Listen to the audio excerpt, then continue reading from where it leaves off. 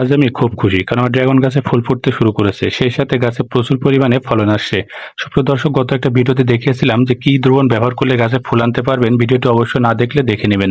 পাশাপাশি আজকে দেখাবো কি কি সার কিভাবে ব্যবহার করলে, কি পরিমাণে ব্যবহার করলে ড্রাগন গাছে একটা কুড়িও নষ্ট হবে না, পাশাপাশি প্রচুর পরিমাণে ঠিক এরকম আমার বাগানে দেখতে পাচ্ছেন ঠিক এরকম কুড়ি আনতে পারবেন। তো প্রথমেই আমাদের নিজ বাসায় যে একটা গাছ আছে সেই গাছে আপনাদেরকে বিশেষ পরিচর্যাটি দেখিয়ে দিচ্ছি, অর্থাৎ কি কি সার ব্যবহার করবো সেটা। তো প্রথমে ঠিক এরকম একটা নিড়ানির সাহায্যে গাছের চারপাশটা আমরা আগাছা মুক্ত করে নিব। তো বলে রাখি, আগাছা মুক্ত করে অবশ্যই 1 থেকে 2 দিন রোদে ফেলে রাখবেন। এতে করে গাছে পোকামাকড় মারা যাবে, গাছটা অনেক বেশি ভালো হবে। তারপরে হাতের সাহায্যে ঠিক এরকম রিং আকৃতির একটি নালা তৈরি করতে হবে। মূল গাছের গোড়া থেকে অন্তত 4 থেকে 6 আঙ্গুল পরিমাণে দূরে আমরা নালাটি তৈরি করব, কারণ গাছের গোড়ায় কখনো সার প্রয়োগ করা ঠিক নয়। গাছ থেকে সবসময় 4 থেকে 6 আঙ্গুল দূরে মূলত সারগুলা প্রয়োগ করা হয়। তো হাতের সাহায্যে গাছের গোড়ার দিকে মাটিটি ঠিক এভাবে চিপে চিপে দিয়ে ঠিক এই 4 থেকে 6 আঙ্গুল দূরে ঠিক এরকম একটি গোলাকার নালা বা নিরিং আকৃতি তৈরি করে নেবেন। দেখতে পাচ্ছেন। তারপরে ব্যবহার করতে হবে কিছু পরিমাণে ইউরিয়া সার, মোটামুটি 8 থেকে 10 গ্রাম পরিমাণে।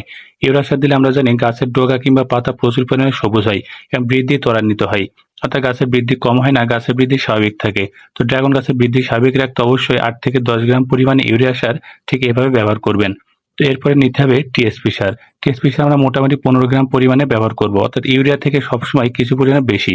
টিএসপি সার দিলে গাছে প্রচুর পরিমাণে ফুলের কুঁড়ি আসবে, অর্থাৎ ড্রাগন গাছে কুঁড়ি আনার জন্য টিএসপি সার খুবই প্রয়োজন। অবশ্যই 15 গ্রাম পরিমাণে টিএসপি সার গোড়ায় দিয়ে দিবেন। এরপর নিতে হবে এমওপি বা মিউরেট অফ পটাশ সার। আমরা জানি পটাশ সার দিলে গাছের গোড়ায় শিকড় গজাতে সহায়তা করে, অর্থাৎ ড্রাগন গাছে যে গাছের গোড়ার যে নতুন নতুন শিকড় গজাবে, ফলে গাছের বৃদ্ধি ত্বরান্বিত হবে। তো মোটামুটি 7 থেকে 8 গ্রাম পরিমাণে মিউরেট অফ পটাশ সার ঠিক এইভাবে দিয়ে দিবেন। তো পটাশ সার দেওয়া হয়ে গেল। এরপরে নিতে হবে কিছু পরিমাণে ডিএপি বা ট্যাপ সার। তো এই ডিএপি সার মূলত গাছে কি কাজ করে? এটা অনেকটা ইউরিয়ার মতোই কাজ করে থাকে, অর্থাৎ গাছের ডগা কিংবা পাতা বৃদ্ধিতে সহায়তা করে। পাশাপাশি গাছের প্রচুর পরিমাণে কুঁড়ি আনতেও সাহায্য করে থাকে। তো মোটামুটি 10 থেকে 12 গ্রাম পরিমাণে ডিএপি সার আমরা গাছের চারপাশে দিয়ে দিচ্ছি। তো ডিএপি সার দেওয়া হয়ে গেল। ডিএপি সার দেওয়া হয়ে গেলে এরপর নিতে হবে কিছু পরিমাণে জিঙ্ক সালফেট। এটা মোটামুটি 10 গ্রাম পরিমাণে আমরা জিঙ্ক সালফেট ব্যবহার করব। জিঙ্ক সালফেট দিলে গাছের গোড়া যে শিকড় থাকে, শিকড় কখনো পচবে না। অর্থাৎ ড্রাগন গাছে অনেক সময় দেখা যায় শিকড়গুলো পচে নষ্ট হয়ে যায়, গাছে বৃদ্ধি হয় না।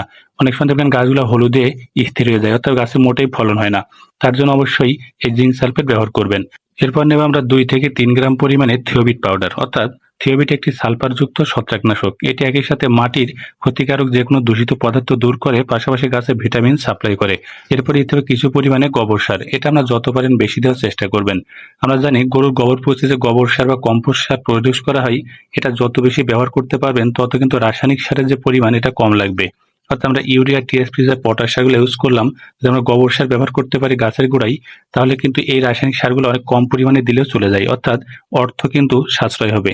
অবশ্য গোবর সার বা কম্পোস্ট সার গাছের গোড়ায় পর্যাপ্ত পরিমাণে দেওয়ার চেষ্টা করবেন। তো সারটি যখন দেওয়া হয়ে যাবে তখন চারপাশে মাটি দেখতে পাচ্ছেন, মাটিতে গাছের গোড়াটি ভালো করে চিপে চিপে ঢেকে দিতে হবে। এতে করে এই যে প্রত্যেকটি সার গাছের গোড়া চাপা পড়বে এবং এই সারটি দীর্ঘদিন ধরে গাছের শিকড় এর থেকে নিউট্রিয়েন্ট সংগ্রহ করতে পারবে। যদি এটি না করে উপরের দিকে ছিটিয়ে দেওয়া হয়, তাহলে কিন্তু অনেক সময় সারগুলা রোদের সংস্পর্শে নষ্ট হয়ে যায়, অর্থাৎ এর গুণাগুণ কমে যায়। তো এইভাবে মাটি চাপা দিলে গাছটি দীর্ঘ সময় ধরে গাছ এর থেকে নিউট্রিয়েন্ট সংগ্রহ করতে পারবে। তো ভালো করে দেওয়া হয়ে গেলে এর পর্যাপ্ত পরিমাণে পানি ঠিক এভাবে গাছের উপরে ছিটিয়ে দিতে হবে। তো আবার বলে রাখি, মূল গাছের গোড়ায় কখনো পানি না দিয়ে একটু চারপাশে দেওয়ার চেষ্টা করবেন। এতে করে গাছের শিকড় চারপাশ থেকে যে মাটি ভেজা থাকে, ফলে সহজে নিউট্রিয়েন্ট সংগ্রহ করতে পারে। আমি যে সারগুলো ব্যবহার করলাম সেটা কিন্তু আমার নিজের বাড়ির যে গাছ ছিল ড্রাগন গাছ, সেই গাছে ব্যবহার করে দেখালাম। আপনারা অবশ্যই মাঠের যে কোনো জায়গায় হোক না কেন, ড্রাগন গাছে ঠিক এই সারগুলা ঠিক এই অনুপাতে ব্যবহার করবেন। তো আমার নিজের গাছে দেখতে পাচ্ছেন কি পরিমাণে ড্রাগন গাছে ফুল আসছে। তো আবারও বলছি, আমার গত একটি ভিডিওতে আমি দেখিয়েছিলাম যে ড্রাগন গাছে ফুল আনার জন্য কি দ্রবণ দিবেন। যদি না দিয়ে থাকেন অবশ্যই এটা দেখে নেবেন। পাশাপাশি আরো 2টা পরিচর্যা দেখি। যদি আপনাদের গাছে ঠিক এরকম অবস্থায় থাকে, অর্থাৎ গাছে যদি ড্রাগন গাছে এখনো ফুল না এসে থাকে, তাহলে এই বিশেষ পরিচর্যাটি করবেন। সেটা হচ্ছে, এই যে গাছের মাথাগুলো দেখতে পাচ্ছেন এভাবে কেটে দিবেন। তো গাছে যদি মাথা কেটে দেন, তাহলে এই যে কাটার মতো যে গোড়ার দিকে অংশগুলো থাকে, প্রত্যেকটি কাটা গোড়ার অংশ থেকে কিন্তু ফুল আসতে শুরু করে। পাশাপাশি গাছের যে ডগাগুলো খাড়া অবস্থায় থাকে সেগুলো বেঁকিয়ে একটু নিচে মুখও করে দিবেন। এতে করে দেখবে প্রচুর পরিমাণে ড্রাগন গাছে ফুল আসবে। পাশাপাশি এই যে ড্রাগন গাছে ফুল ফুটে যাওয়ার পরে হাতের সাহায্যে ফুলের মাথাটি ঠিক এভাবে ভেঙে দিবেন। এতে করে পোকার আক্রমণ কমে যাবে এবং ড্রাগনে কিন্তু মোটেই পোকা থাকবে না। অবশ্য মাথাটি ভেঙে দেওয়ার এভাবে চেষ্টা করবেন।